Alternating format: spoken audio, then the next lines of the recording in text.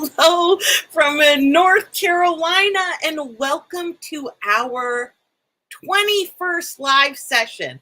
So our plan is to go live at 10 a.m. Eastern Standard Time to share fashion industry news from the previous week.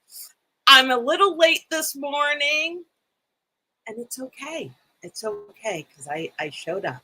I put on my new dress, and I got a little red lipstick on to make up for it. Not really, but oh well. All right. So if you are team replay or team live, please let us know that you are joining and where you are joining from. I am going to switch things up a little bit here with my banner.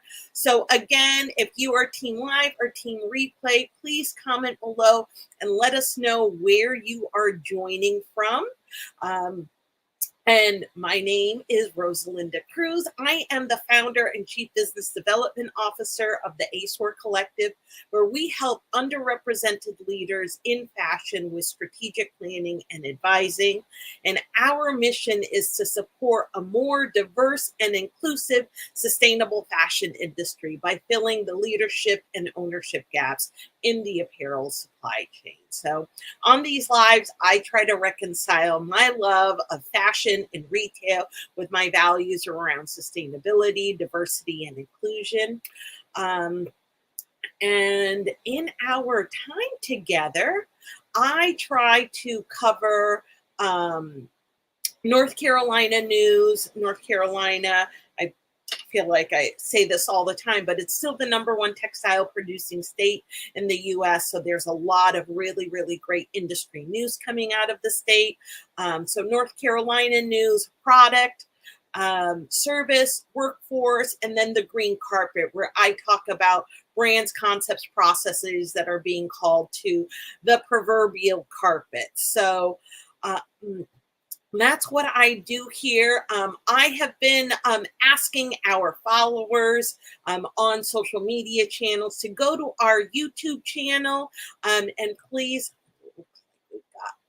yay, Carla! Thank you so much for joining. So nice to see you. Nice to have your support, and I also loved your event last week. Was it last week? The week before. It was absolutely incredible. So thank you so much for showing up, Carla.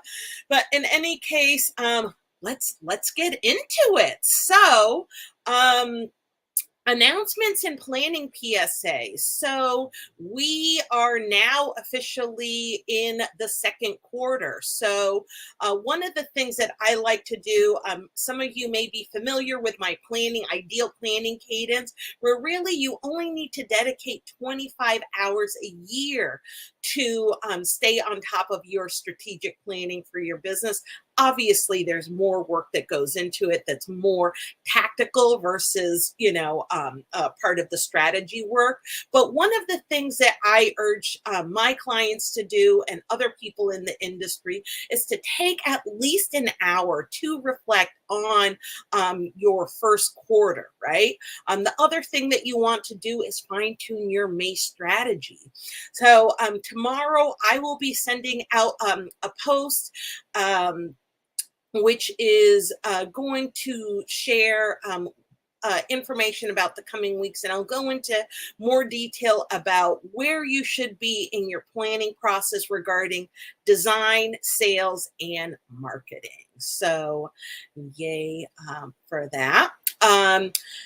North Carolina news. So congratulations again to Johnny Hackett Jr. of Black Dollar Corporation and Black Friday Market. This is, I believe, the third week that he's made it into our rundown. But for those of you who aren't familiar, Black Dollar Corporation is has a database of all the Black-owned businesses in North Carolina. And also, Black Friday Market provides commission-free retail space to Black-owned businesses. And last week, I announced that they are opening what's called the Factory.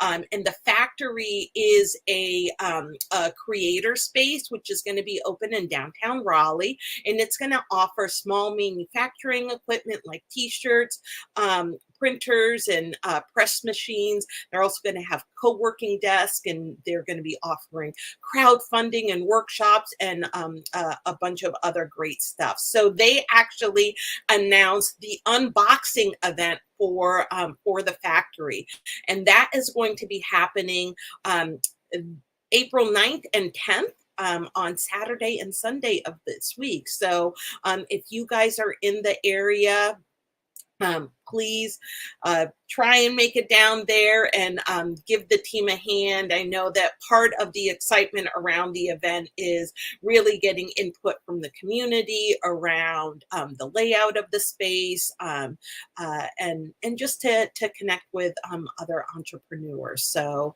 I am going to try and make it down there, but as you guys know, I am the full-time caretaker of my dad who has dementia. So sometimes my schedule doesn't allow me to do all the things that I want to do, but I'm keeping my fingers crossed and hope that I can make it down there.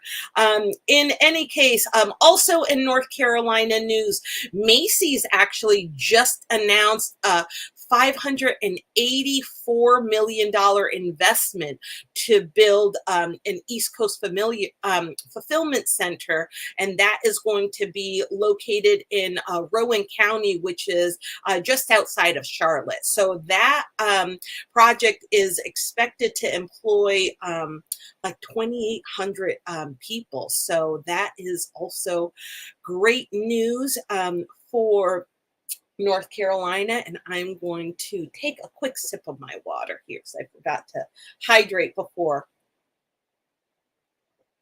I went live. Okay, so in industry news, so a couple of things. Last week, the 15% pledge, they actually held an auction. So for those of you who aren't familiar, the 15% pledge is a nonprofit organization that works with major retailers and Black entrepreneurs to close the racial wealth gap. So they held an auction last week. And one of the things that was really exciting is that NFTs are making it in the news just about every single week. But Dapper Dan actually designed a single edition NFT and a varsity jacket as part of that pledge. So I am interested to see what the results of that auction were, but I absolutely love all of the work that they are doing, and also I'm a huge fan of Dapper Dan. Also tried again this week to get his sweatshirt, because I also announced that they had done a partnership with The Gap, and that product sold out within minutes. But then they also announced last week a reorder that was going to be coming in July, and still I missed the mark. So one of these days, hopefully I'll be able to get my hands on the DAP sweatshirt. But for now, I'll just be dreaming about it. In product news, so Nike has actually filed a lawsuit against StockX. So StockX, and I'm just off the top of my head, StockX is a resale platform that specifically started off as a sneaker platform, and it is kind of modeled off of the stock market in the sense that you are essentially supposed to be able to get the true value of, of any. Now it's any item, but really sneakers, and you can buy, sell, and trade sneakers on there. So StockX has also gotten into the NFT arena, and Nike is suing them. for, I think it's trademark infringement, but in any case, I read an article about that last week, and essentially, StockX responses that Nike fundamentally doesn't understand what NFTs are. And so I'm really curious to see how this is going to play out. I know that actually, during Carla's workshop last week, she had a couple of really, really incredible experts on there that talked about NFTs. And one of the things that came up is that NFT is actually, they're going to be able to provide protection, right, around designers' creations. And so I'm curious to see how that is going to potentially change as a result of NFTs, or what sort of details need to be fine-tuned, or what laws need to be put into place in order to continue to protect the rights of designers and, I guess, brands like Nike's. But StockX is arguing that NFTs are almost like if you have an e-commerce website and you put a picture of a product that you are selling, right? That is not a copyright infringement or a trademark infringement. You are actually advertising product that you are selling. So that's what they are arguing that they are doing with their NFTs, which obviously feature Nike products. So be interesting to see what happens with that. So, service news. I didn't really have any service news this week.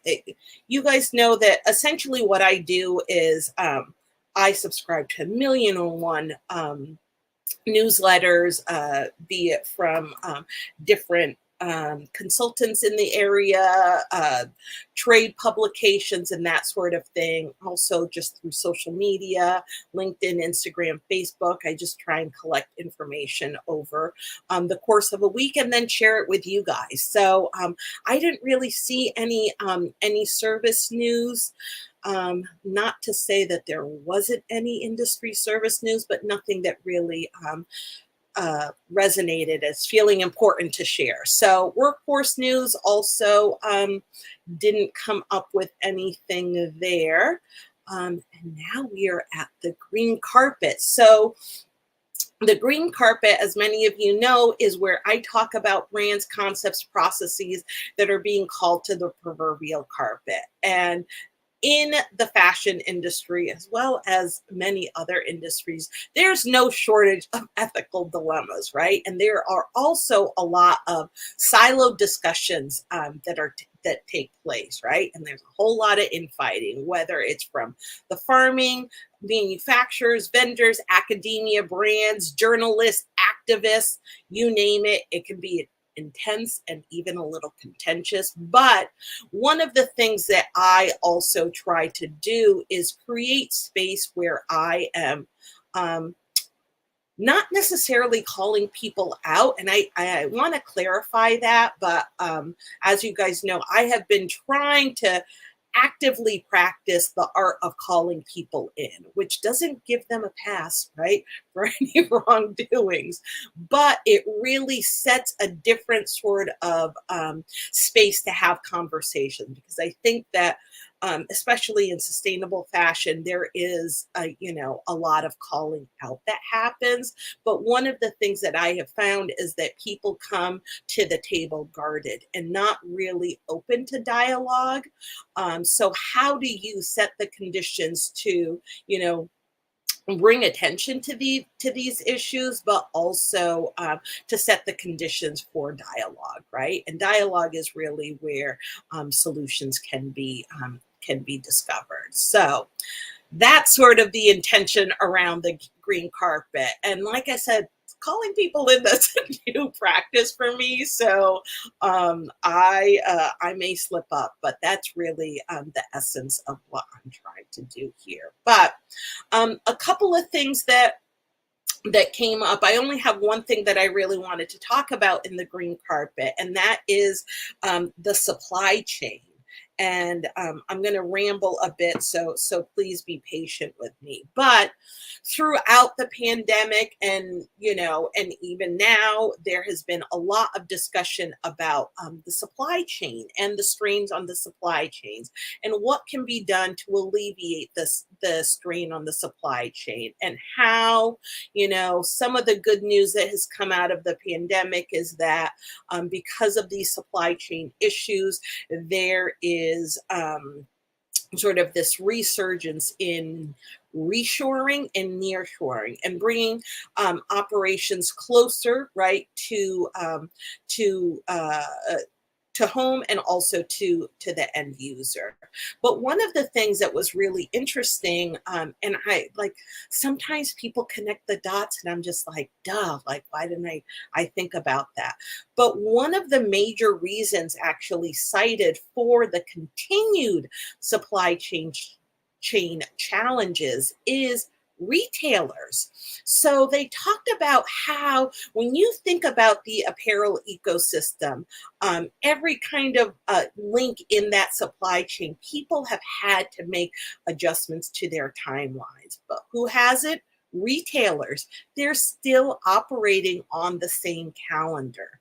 And so because of that, that is continuing to put unnecessary pressure on the supply chain. So I thought that that was actually really interesting. And also, coming from the retail side of things, like, I know that there is some flexibility in adjusting the calendars. And I also remember one of the things that we've talked about a lot, in my years in retail, is how the fashion calendar doesn't always meet up with consumer demands, right? So, if you want to buy a bathing suit, you can start buying them in January when, resort seasons are being released and spring inventory is starting to hit stores. But in reality, you're probably buying bathing suits in June, July, August, and in July and August is when you start seeing markdowns on swimsuits. So anyways, I digressed a bit. But one of the things that we talked about was, how can we sort of split the difference between, right, when consumers are wanting things and when the fashion calendar is. So I'm not sure what the answer to this is. I do think that that consumers are definitely going to be able to have a greater impact on this calendar. And when we see these products arriving in stores, I know that at the beginning of the pandemic, there was Giorgio Armani actually wrote an open letter, which I believe was published in Women's Wear Daily, and really talking about the fashion calendar, and how ridiculous it is that that alpaca coats are arriving in stores in August, right? When nobody in their right mind is thinking about buying an alpaca coat. And so they had made a commitment to make some changes. I don't recall what all of those things were, but one of the things that they talked about was making a move towards seasonless product, right? And not necessarily following the fashion calendar, which oftentimes is dictated by Fashion Week, which is then followed by market, which is the buying and selling season in the industry. So clearly, still a lot of work that needs to be done on the fashion calendar, but I'm curious to see if now, if the conditions have been set to really make some actual adjustments to that. So curious to continue following that and seeing what changes there may be. But one of the things that was talked about was, one of the ways there we go. That was my little timer there. I'm going to wrap it up soon. But one of the things that they talked about that you can do to limit the impact of the supply chain is one, sourcing from multiple destinations, right, including ones that are nearer to the end of the market, and also that can reduce any sort of geographic and transportation risks. And then the other one is really to also have more warehouses across different countries and regions, which would allow you to hold more inventory. Although one of the challenges with that second solution is that more inventory actually increases your liability, but it also ends up, eating into your margins too. So, as we know, there isn't always a one size, fits all solution.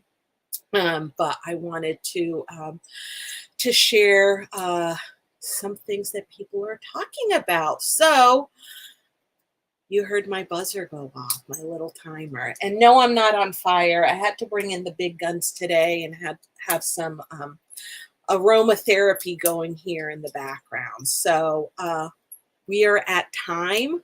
Apologies for being late, but sometimes it happens. So this week I'm going to be releasing a newsletter this week. So actually today.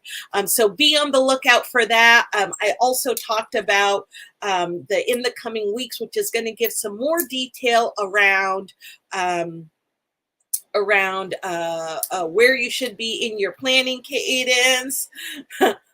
Carla, you are so great. Thank you so much. You are just amazing. But planning cadence is going to give more details about where you should be in planning your